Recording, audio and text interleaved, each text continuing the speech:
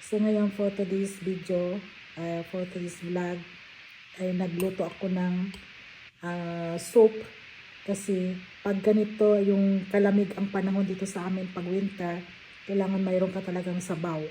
So ito na po yung magiging lunch ko guys, kasi ay marami itong ginawa ko kasi nalamigan talaga ako kasi kararating ko lang at gumawa ako ng sarili kong soup. At itong soup natin guys ay alam niyo yung Batavia na salad, ito yung ginawa ko na vegetables at meron akong fish ball kasi mga paninda ko po ito guys. Meron kasi ako dito ng mga paninda, mga fish ball, mga Filipino products meron ako, at saka itong noodles natin na pang Pilipinas din ito.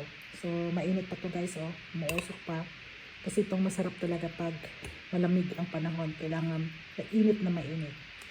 So guys, kain tayo, mag-pray lang po ako saglit at kakain na tayo.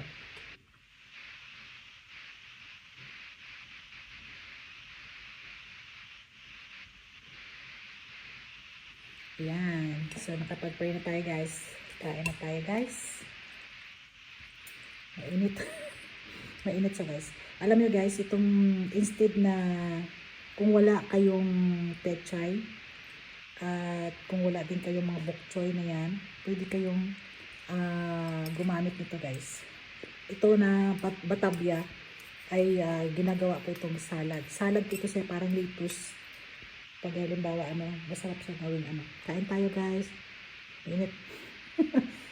Baka mapasok yung dila natin.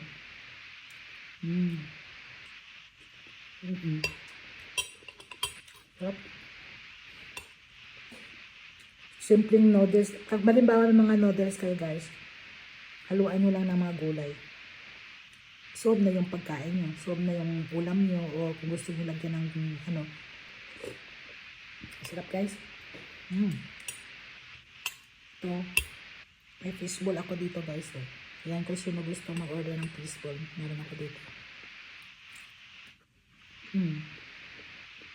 Sarap.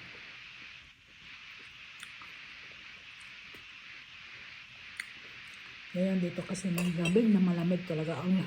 Yung hangin ang nagpalamig guys, kasi parang bagyo yung hangin dito sa amin. Nasa gitna kasi kami kaya dito nakasentro yung hangin. Diba?